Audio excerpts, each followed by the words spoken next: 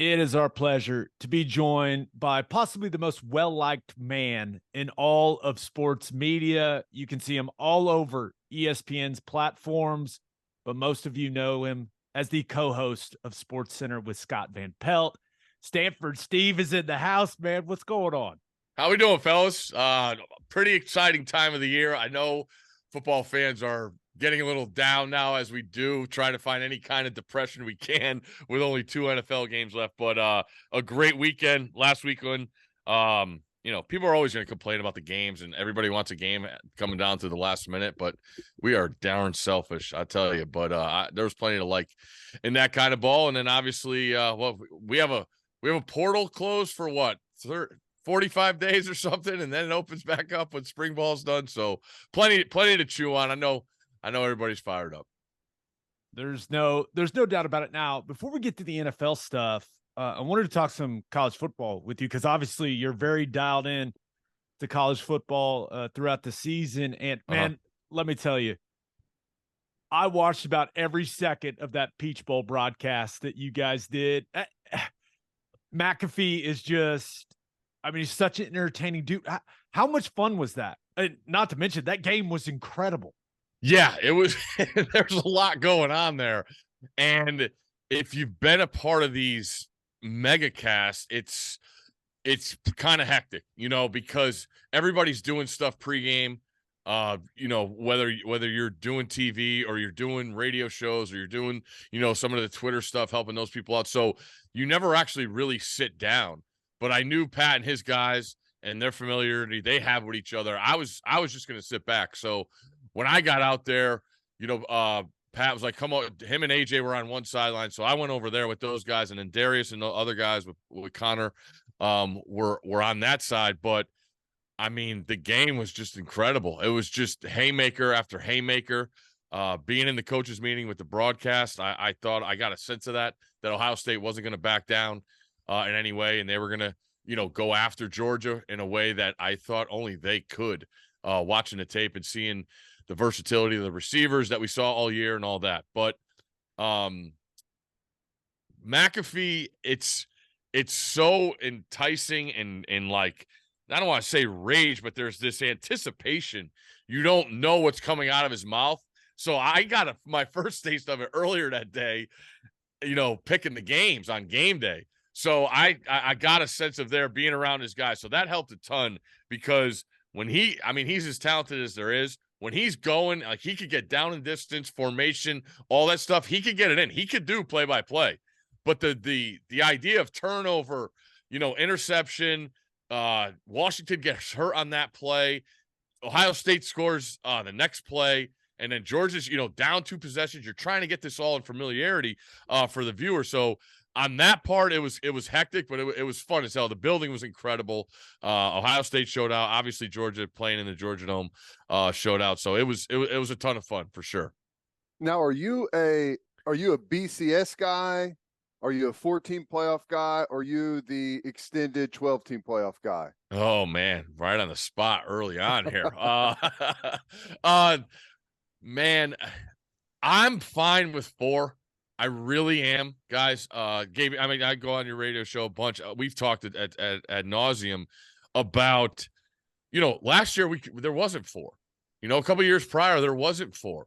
Jalen Hurts here with Oklahoma. Were they deserving of the 4? Yeah, the teams that were capable, they were. I didn't think anybody thought they were confident in 19. I thought, there were 2 teams that were pretty capable and they played in Tuscaloosa. And I thought the winner of that game was going to be a national championship. So I didn't think there was 4 that year. But then you start, look, then it got to, all right, we got 2 SECs. This year we get 2 Big Tens.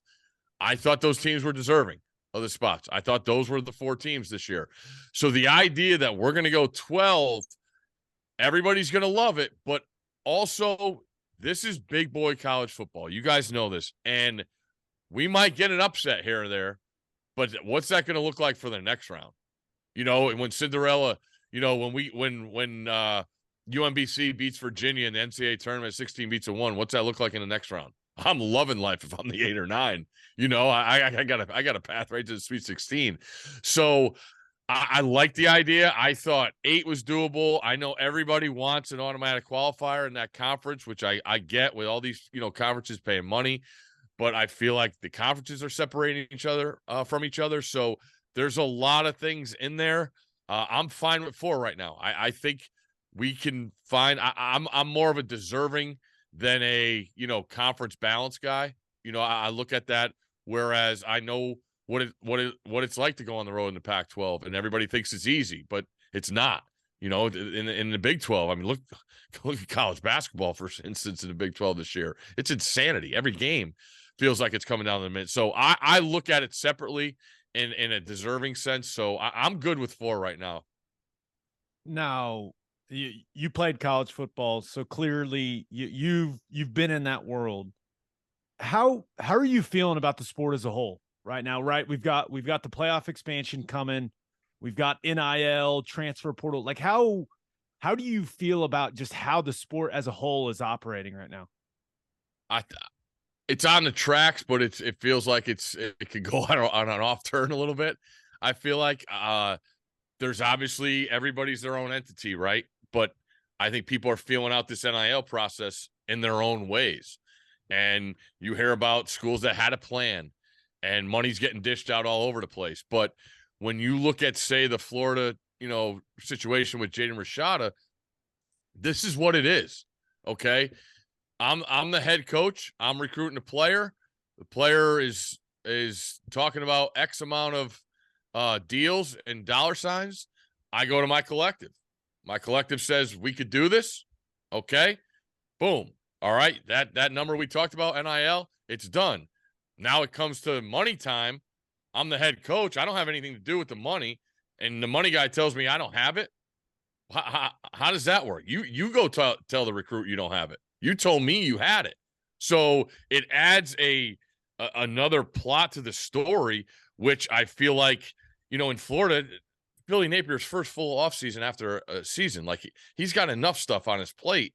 And to tell him yes and then to tell him no, that's not a good way to start the head coach and collective relationship. So, like I said, there's no written line. People could talk about how they did things in years past at different schools, and everywhere was different there. So I think there's a blueprint out there, but nobody wants to share the good ones because that's the advantage they have right now.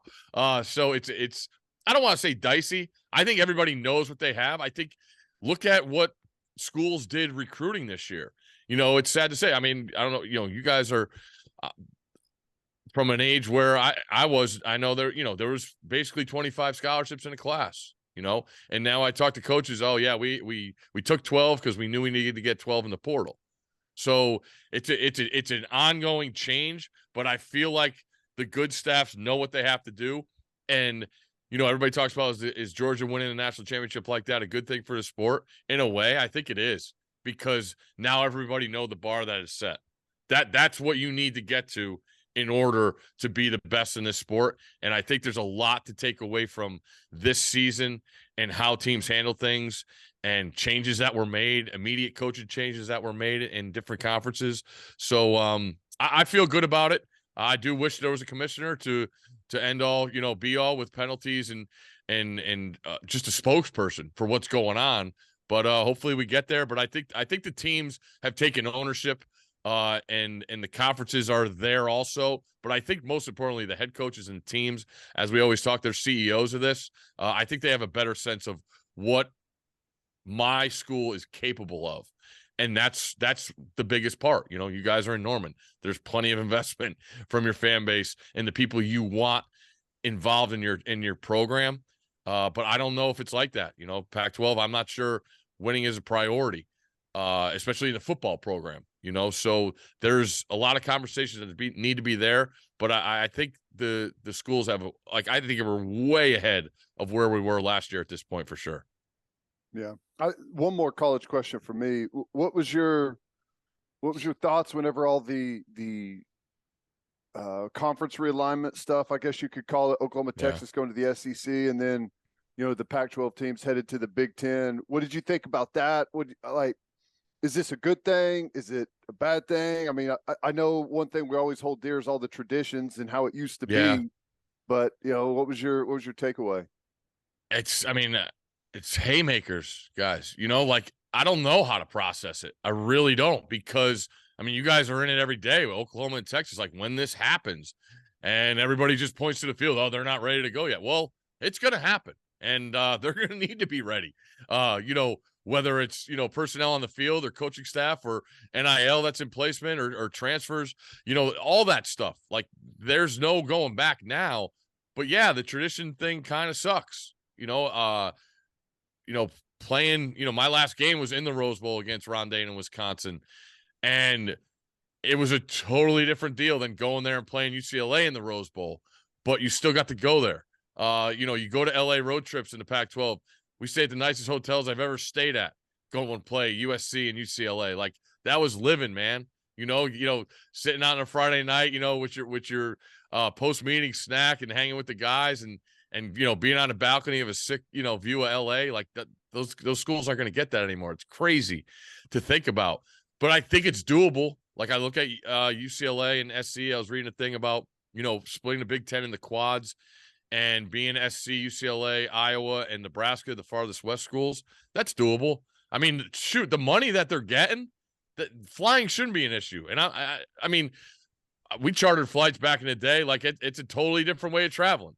Private life, private planes are the best things in the world. Now, if you can afford them, that's a whole different conversation. But with the money that's going to be coming in, that they're guaranteed, the conferences are guaranteeing them, I don't see there's any problem. And whether it's boys cross country, girls soccer, whatever, those teams should be treated just as fairly with the money that's coming in. So it's a lot to process, but the idea of losing some of these traditions, it definitely sucks. But it's the day that we live in, and people are going to just like we talked about with the NIL, we've seen with the portal, people are going to adapt, and there's smart people across the board at these institutions. So I'm excited for it, and I think it will make college football bigger and better. Yeah, it seems like it'll just take us some time to adjust, right? Like we'll get no used one likes to it. change. Nobody likes change. No. But we adapt for sure. Now, you made a lot of OU fans of you before the season because you picked Dylan Gabriel as your Heisman guy. Yeah. Now, season did go according to plan. No. Steve, right? OU ends up 6-7. Please just tell me it's all going to be okay. Everything's going to work out well. Come on, Steve. I know you're a Venables guy. Come on, tell me it's going to be all right. I know it sucks when you're in it, guys, but I feel like, we talk about learning on the run and being a first-time deal. I thought there was a lot to process there. And I think Coach Venables will be the first person to tell you. There was stuff that, maybe, he had to get away from, whether it was game planning or dealing with personnel, things like that he learned on the fly. And did it go well? No. You still got a bowl game out of the season. I think that was huge to get those practices. And I thought you saw from the jump, the first couple games, you put on that Kent State game and you're like, what the hell is going on here? Oh, they're playing keep away. All right. We're still confident in our offense. We'll get a couple scores before the half ends. And, did they cover? No, but there still was some sense. All right. Dylan's got all right. We got a good thing here with Mims. And then the TCU game happens, and that just felt like an avalanche. Dylan gets knocked out, and then the defense is on its heels. And then the Texas game comes, and it took a while to get their feet. So I think the world of Dylan Gabriel. I really do. I think he was up against it. And I think that was a group. I think Coach Venables thought, you guys would know there was over 50 guys that never put on an Oklahoma uniform before week 1 this past season. And all that, trying to meet the expectations of what people have around them, that's a lot to ask for a group of guys that's never been in anything together. What were they part of, fall camp? That was it. You don't really, you have an idea what you have as a team in fall camp. You don't know what you're going to, have in that Sunday film session, in that Monday first practice after a butt whooping. You don't know what you're going to get. Our guys going to want to practice. How's the coach staff going to handle that? So I thought it was a lot to take in, but I got to feel good about the conference. You have enough talent. I think they went and got some necessities in the portal. So, shoot, it's over with. All you can do is learn from it now and make the most of your opportunity that's ahead of you. So yeah, everybody should feel comfortable now and feel confident in what they have as a program moving forward, for sure. It was a crazy year. I wouldn't have picked Oklahoma no matter how bad they were to go 6-7, and I wouldn't have picked TCU to make it to the national championship. So it was wild. It is, and it's a lot for us too, where it's like, all right, hey, what's your thought on this game? What's your thought on that? I'm like, man, I don't know this. How's this team going to respond after a loss? I've never seen it before. I've never seen this coaching staff respond in how they, prep and get their team. What do they look like after a loss, or what do they look like after a close win? And how do their guys hold up in a physical game that's 60 minutes that the Big 12 loves to play? So it's a lot to take in, but it's fun as hell to see and to be in it. I'm still jealous of those guys to have those opportunities and those Saturdays to suit it up. And that's the crazy thing, guys. I look at college football that I think differs from anything else is all that stuff. I mean, these guys are in winter conditioning now, right? All these things you do in the off season for 12, hopefully 13, maybe 14 games, those Saturdays, that's it. It's those 14 days. And then you assess things and you get back in that grind and look ahead to those next, 12 games again in the next year. That's the crazy thing when you break it down, what these guys are putting in for just such little time that gets assessed and divulged to the maximum on a national scale. So that's the amazing part that makes college football its own entity to me. I've got one more college football question for you. Yeah. The Bear left ESPN. What? Yeah. And I listened to the last episode. I was a frequent listener. Loved your guys' podcast. What's the plan? Like, is something now? I won't. Maybe it isn't set in stone, but with him moving on, like, where's that leave you with the podcast? Because it's an extremely popular college football podcast. Yeah, we've had a good ride. I go back and Chad Millen was the guy that was ahead in ESPN.com, and now he's gone and he started up the Action Network and is doing a phenomenal job there. But he gave us a chance, man. Like, we were two producers that love the sport and had a liking into the numbers and that surrounded some games, and he gave us a platform. We took it and we ran with it, and it was a blast. Seeing the diehards that are involved in it and hearing from people, and with social media, it just kind of took on of its life of its own. It was fun as hell. Going on the road and talking to people and realize, I mean, that's when you realize people, I mean, you guys are in it with a local thing. And when you go out, I'm sure you get bombarded with something more so if people don't like what you say. We know how that goes. This is how it works for us. We have some of the most ridiculous ad reads you can imagine, Steve, and people just yell stuff at us from the ad reads. That's about it. There you go. So you got to be careful picking out those ad reads, guys. With everything that's on the table now that people are trying to sell, you got to be careful.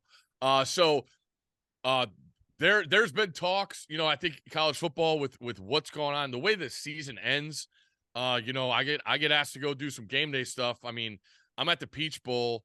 The next morning, I'm on a 6 a.m. flight to the Rose Bowl because we got to be on at 7 a.m. Eastern, which is a 3 a.m. wake-up call out west. Rose Bowl happens. I'm supposed to go on with Scott that Monday Night Football, Bills Bengals. We know what happens with the Hamlin injury there.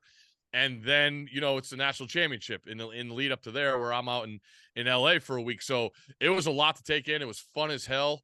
Hopefully there's some things for me on the horizon there. But as far as the podcast, there's been some talks just about what we want to do. Is it going to get expanded to, an 18-month deal? How much offseason college football stuff are we going to do? So it's personnel, kind of feel like a head coach here. I got to assess the personnel and feel like what we got. And are we ready for 16 weeks during the season? Is our roster deep enough to go 20 weeks? We'll see.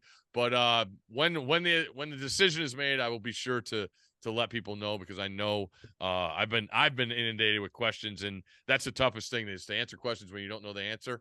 I don't want to lie to people, because we know how that goes on social media. So it's exciting, and there'll be more opportunities, but fully expect something for sure in the fall.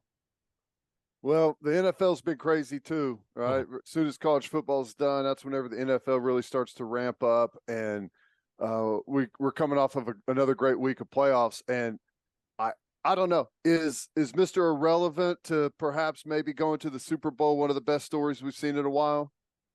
Oh, without a doubt. I don't see how you can't. And I just think it's so cool. Brian Greasy was a guy that worked at ESPN, and I thought the world of getting him in studio in the earlier years and seeing how smart he is just with the game, and then seeing him in an analyst role. I thought he was phenomenal in that. And now, when you break this thing down, he's the guy in charge of Brock Purdy every day. So I just think it's awesome. I'm super happy for Brian being in this situation and knowing what's at stake in a game like this, and going back a week prior and knowing what was at stake, and then going back and, think about that coach's meeting. You have every single thing you want in a roster, and you lose 2 quarterbacks. Like that's some big time football stuff right there that I don't think many staffs could handle the way Kyle Shanahan and his staff have handled. So it's an unbelievable story for sure. That roster, I just look at it up and down. I mean, yeah, they have the big names, but you also got some names that have just come out of nowhere, especially on the defensive side. With Hafanga and Warner, like those guys might be the best at their position in the sport. Weren't huge college names, but just had that dog in them and that concept. And D'Amico Ryans, talked to people that played with him, just being from a preparation standpoint of not only knowing his assignments, but helping guys on the defensive line that were, in their first games as a pro, and assessing personnel on the field and what the tendencies. So you see that in a whole. But when you look at San Francisco, it's pretty crazy that, man defense, not their bread and butter. They're going to play a bunch of different kind of zones, but golly, are they going to fly the football and trigger on keys and run? And I just every tackle is a gang tackle. The way they swarm, it's awesome to see what the 49ers have done for sure. I'm a tight end guy, so Kittle is just, I mean, he's at the top of the list as far as excitement and what he brings to the table. And I just think about that offense, and that's what the best thing is, going back to Purdy, is they have game wreckers that have the ball in their hand, guys. I mean, whether it's McCaffrey, whether it's Elijah Mitchell, you get those guys with the ball, and then who's out in front of them? You got monster receivers like Ayuk and Debo, who are not afraid to get in there and get in the mix on the perimeter and block. And I think that's the biggest difference when you look at the college game to the NFL game. If you have bodies like Ayuk and Debo blocking on the edge, and now you start pulling guys, whether it's a Trent Williams, whether it's a Kittle, whether it's a Juszczyk, like those guys are big dudes. And then the guy with the ball in his hand, whether it's any of those guys, they're not easy to bring to the ground. I mean, those are big time players that you got to get on the ground. I thought Dallas did a great job of limiting that perimeter game. I thought that was going to be a factor, but they played well running from the inside out. So the Niners, they have what I think everything you want to go on the road and get a win to go to the Super Bowl. Purdy, he's not a rookie anymore. He's got plenty of NFL starts. And the biggest thing about him, you guys know this, he played a ton of college football. I mean, you see a lot when you play 4 years in that conference from a defensive standpoint, especially, when you like to throw the ball, you're going to get every certain kind of coverage. You're going to have good receivers. They're going to get doubled. How are you going to go off of that? So I think he's going to be well prepared. But I think Philly brings a lot of problems to the table on both sides of the ball. Looking at that matchup, and I know you're a guy that really dives into the film, and especially when it comes to the trenches. How excited are you to watch that Philly O-line against that 49ers D-line? Yeah, it was weird, guys. I went back and watched last year's game. It was week 2. The final score is San Fran goes to Philly and wins 17-11. So when I'm watching it, I'm like, this doesn't feel right. And then I'm like, Philly's offense was totally different than what it is now. I mean, they're going 3-by-1 with one back. They had Ertz at tight end. Goddard was, the H or the F that came in for that 2 tight end personnel. So it was totally different. But the matchups up front, I thought were really, really interesting. And I thought both offensive lines, played well. Hold on, I got it right here. The Niners didn't allow 1 sack, and the Eagles gave up 2 sacks. So think about that defensive front talent on both sides, and those offensive lines hung in there. And I think that's huge in this game. Now, How's the San Francisco offensive line going to do on the road? We haven't seen that, in the playoffs. But they got battle-tested guys up there. And the thing about Philly is they just bring waves at you. I think it's 70 sacks they got this year. That's third all time. That's a lot of guys getting to the football in a lot of games, and a lot for an offensive line to look at and prepare for. So I think I called it a double chin strap game, guys, because there's going to be some head knocking here, and I've got my block knocked off. I got my chin strap knocked off, and you feel naked because you don't know what the hell's going on. You got the ear flap going up on one side. You don't know what clip is busted, and it's like, all right, we got to bring 2 to this game because you're going to get that. I mean, you're going to get hats to the ball. You're going to get counter inside blocks. You're going to get some serious duos. You're going to get linebackers triggering on first key in the run game. So there are some big boys assessing things. But I just look at Philly as being a different offense. And when I think about that, the versatility and athleticism on the offensive line is stupid.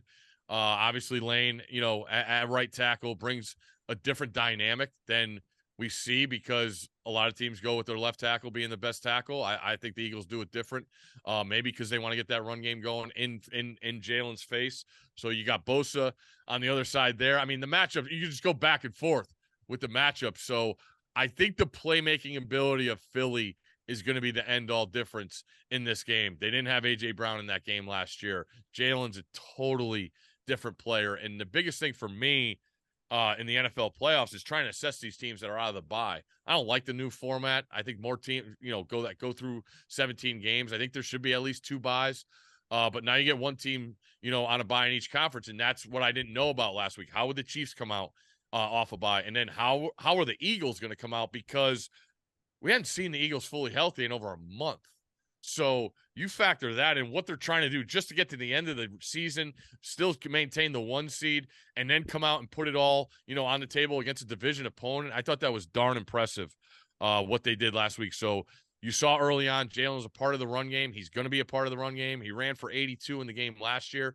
But like I said, this is a totally different dynamic where there's more out-of-pocket stuff that they like to do, and that's obviously getting him on the run naturally. But I think that's the difference. I think it's like a 23-20 game. I would lean towards the under.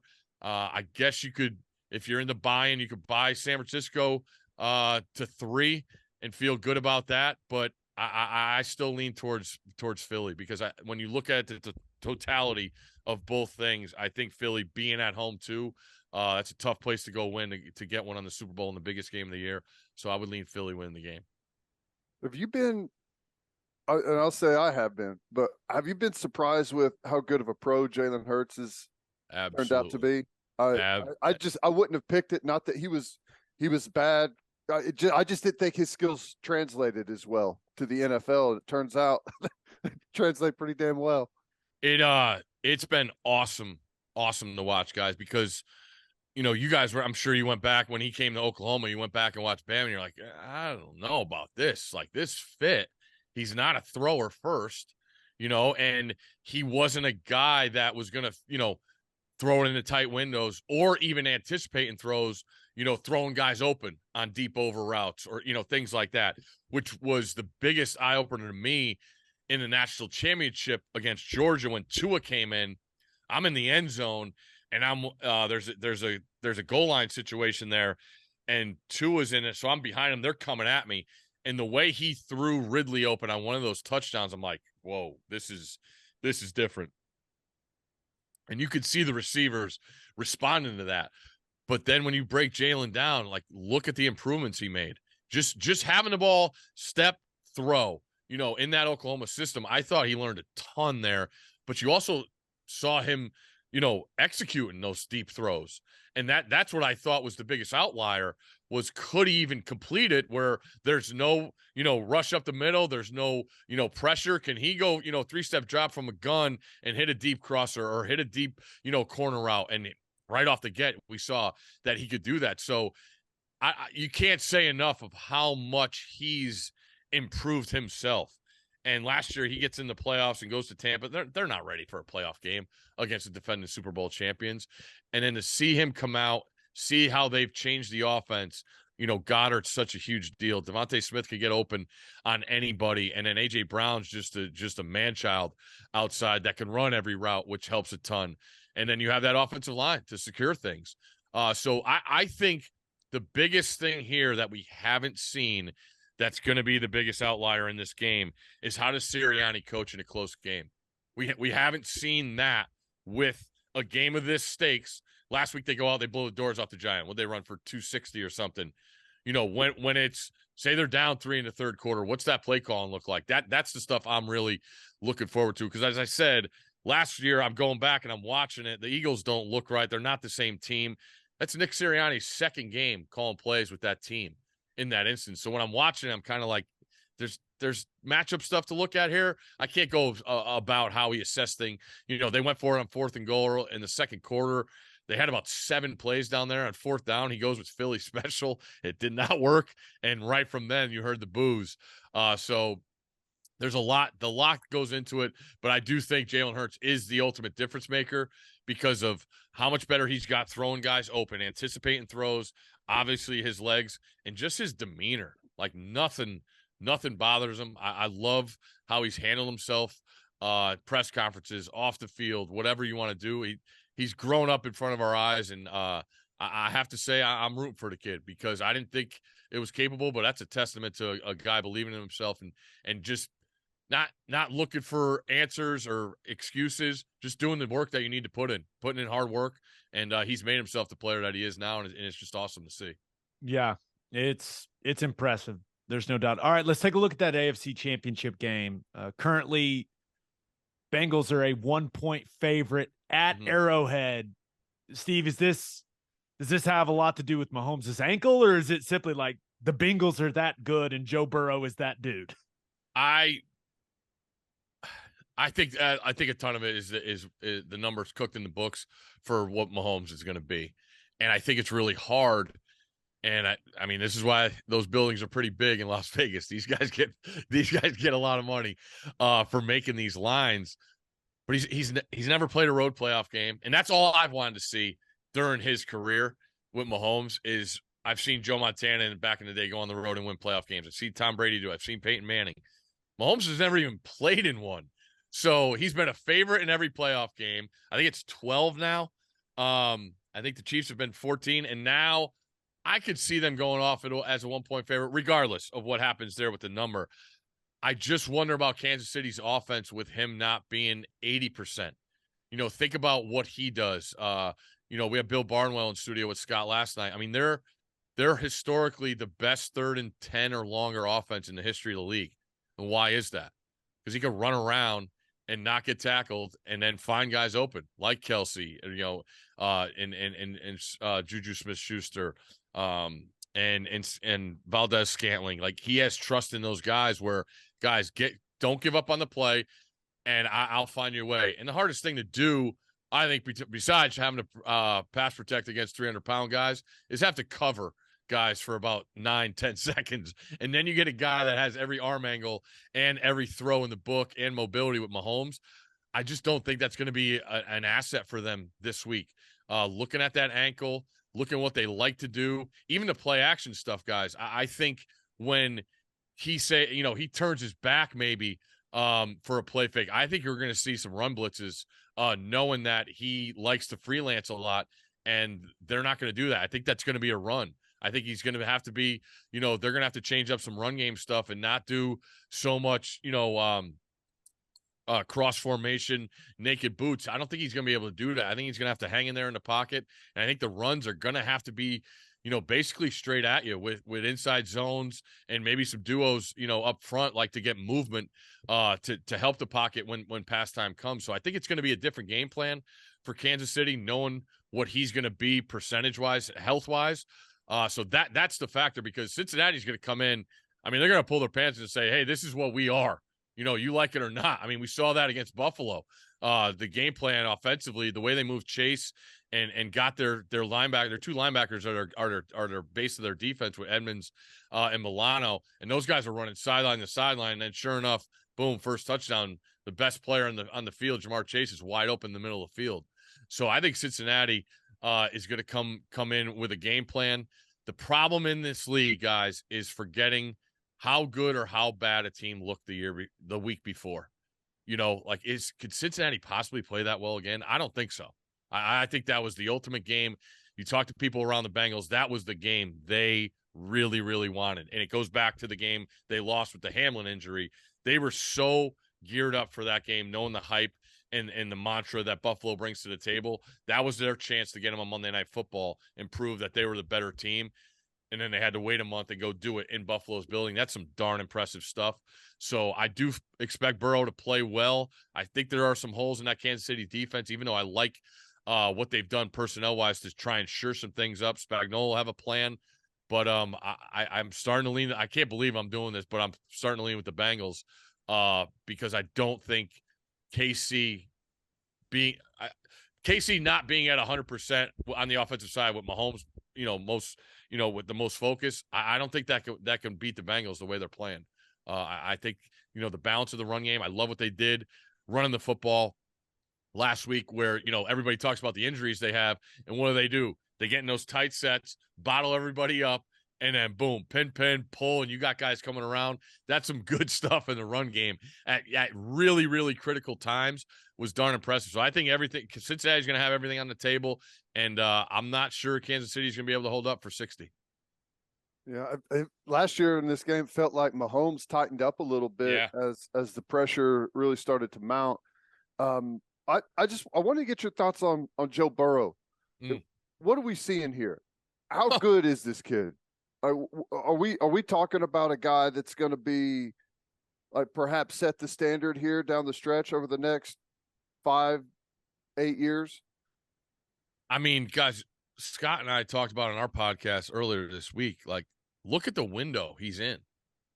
19, statistically, the best season we've ever seen in the sport, right? National championship. Next year, blows his knee out here in D.C., and it's ugly. Comes back, Super Bowl. And now he's a game away from another Super Bowl.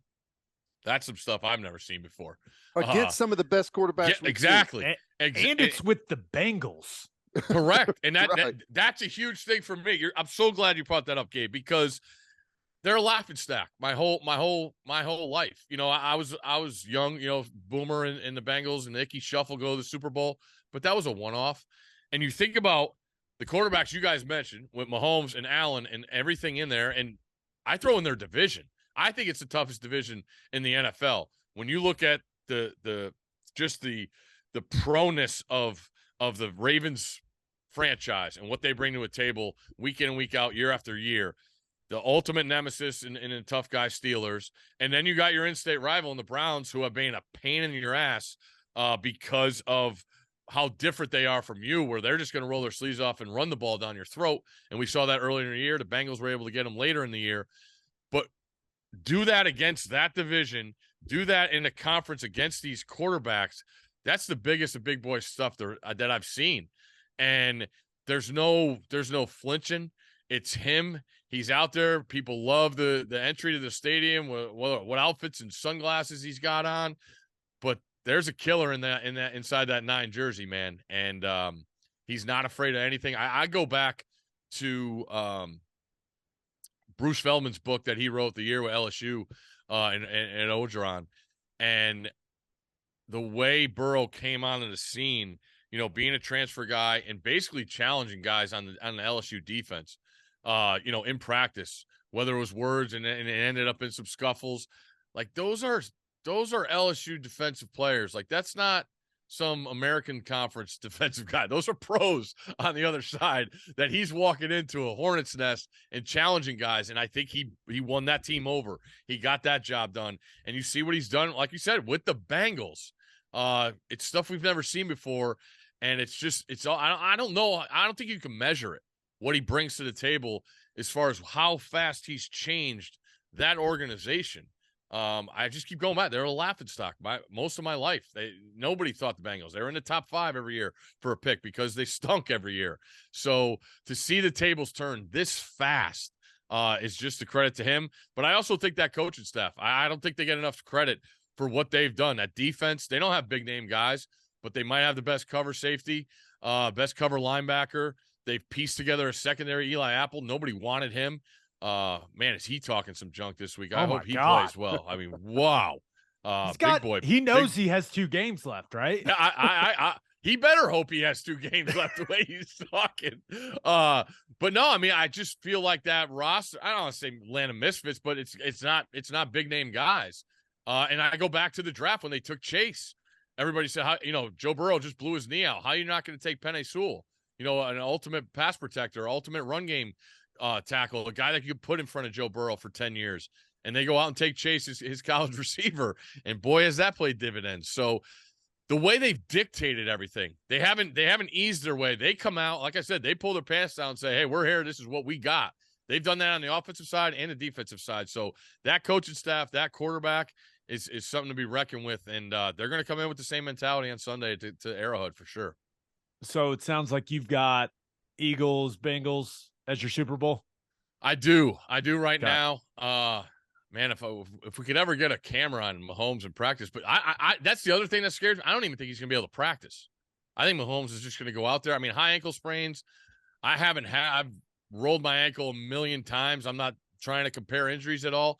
I would imagine he's going to shoot it up. But it's not like he's a receiver running routes. It is his back foot when he's throwing the ball, but he has enough arm strength to make throws without getting his whole body into things.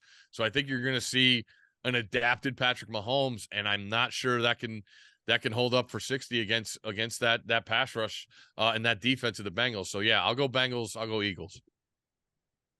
I've got a SportsCenter question for you. Whatever you need. Did you ever think that bad beats would become what it is? But it may be the only thing on live television other than watching a game where like I make sure I'm on my couch ready to watch or in bed ready to watch. Like it's like the only thing for me. I think it's like the best segment on television. I did think it because the old SVP and Rosillo radio days, we tried it on the radio and it just, we would come in Monday and Scott and I would get together and be like, did you see this? Did you see this? Yeah. All right, let's do it. And we just we tried to intertwine some of the radio highlights, a couple, announcers back in the day would know what's going on. So that made it good. But the visualization of it and people being able to see this and knowing the worst possible thing is coming, it. The segment is called Bad Beats. We are going to show you the worst of the worst. But for it to live up to it and just for people, I mean, the crazy thing is I hear from so many non-gamblers that are like, oh my God, I can't believe that happened. Why would you bet on games? I'm like, well, that's why I thought it was going to be so popular because I know how many gamblers there are out there. And whether people want to admit it or not, that's the majority of people that are watching these games on TV. I hate to say it. We all love the purity of sports. We all play the sports, but there are plenty of people that didn't, that love it just as much.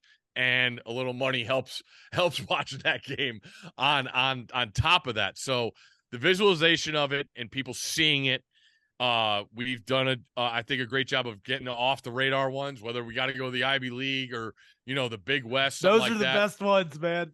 So that, and then just the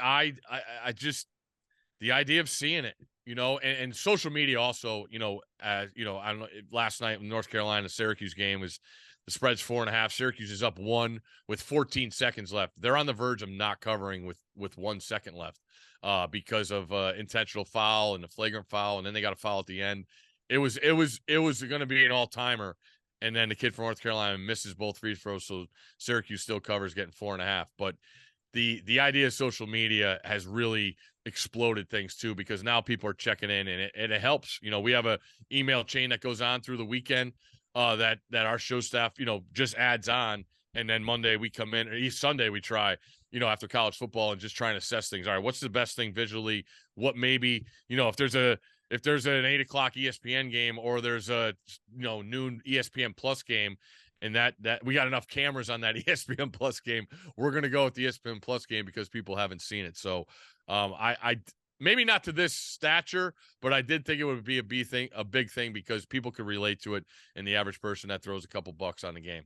Well, it's really the first time, like on and I know people have had, they've had, gambling shows and pick shows for a while, but for mainstream, it really, it broke the unwritten rule.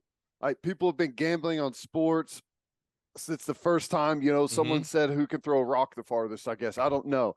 But this is really the first time that it was kind of embraced and talked about openly. It's something that was just kind of a little bit of a secret. For some reason, you just don't mention it. And I think the response has been awesome. I think it's great. I love it. Yeah, it's well, yeah, you have entities and ownerships and partnerships and all that stuff. So yeah, it was something that we haven't seen, in that mainstream. But I go back to Scott. I give Scott all the credit.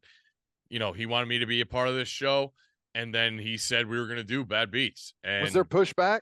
Like, did you guys have to? I never got to those big boy meetings. That was Scott having those meetings, saying this is what we were going to do. So he deserves all the credit. He said we were going to do it, and man, we 7 years and kicking, and it's still going. So it you guys saying you get sponsorships and commercial reads yelled at you. All I get is Bad Beats yelled at me, whether I'm in an airport, in a car rental thing. It's the first thing people think of when they see my face. So it's pretty funny. It never gets old. And like I said, I just appreciate how much people have grabbed onto it and loved it just as much as we love doing it and showing the people. It's awesome, man. And the last thing, we need to send you some OU gear so you can rock it on the show, man. I see all kinds of other schools. We need to get you some OU stuff, man. Come on, you got to rep the brand. I'm telling you, man, guys, I've been going down. It's funny. Where the heck? I was out in LA for the national championship game, and people are there were a couple Ohio State people that bought tickets thinking, taking the shot that they were going to be in the game. And I'm having a conversation, and I still say they are the craziest fan base because they're the biggest, and they have the most personalities. I'll just say that they are rabid. But it's like, man, you never wear Ohio State gear. I'm like, I'm here. I've never had any sent to me. So I'm going through my closet. I don't have any Oklahoma gear. I only been there once, and it was such a depressing game. That game against Notre Dame and Norman, man. Oh, damn it. That was bad. I don't want to bring that up. The worst. I'll just say the drive, I think, to Tulsa was worse at the middle of the night to catch at 6 a.m. Knowing that Oklahoma City was sold out of flights that next morning.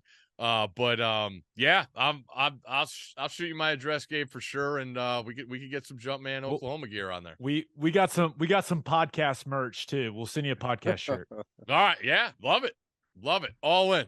Steve, you're the man. Thank you so much for the time, and keep killing it, man. You're the best.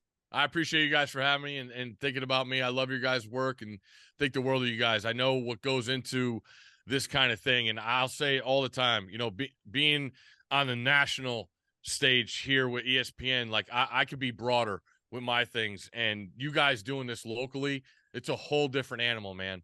You guys, you dive in, you do what you need to do, and the hardest thing about local stuff is you're going to have to say a lot more negative things than positive a lot of times, especially when things are going and not the way people wanted. It's been a year. I know. And hey, 2022 was fun.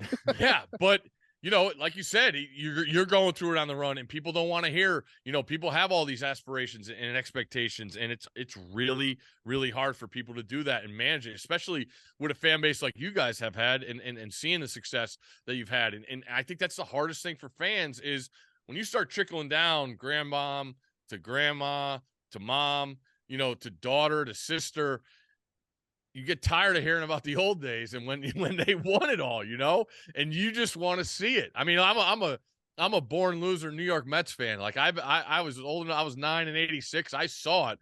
I still think if I was 21 years older, I might be dead going up through what that situation was and having to win a World Series the way they did that year. But it's really hard to do and be real in the same time because we've seen a lot of people, plenty of people sugarcoat this thing but we're in a day and age where you can't sugarcoat things. You got to be as real as you can, and I know in the local market, you guys do that. So it's a testament to you guys to do it, day in and day out and week after week. It can be brutal sometimes, the way you got to repeat yourself, whether it's a new audience and stuff like that. So I know what you guys put in, and keep doing your thing. It's awesome to see. Appreciate that, man. Thank you. All right, guys.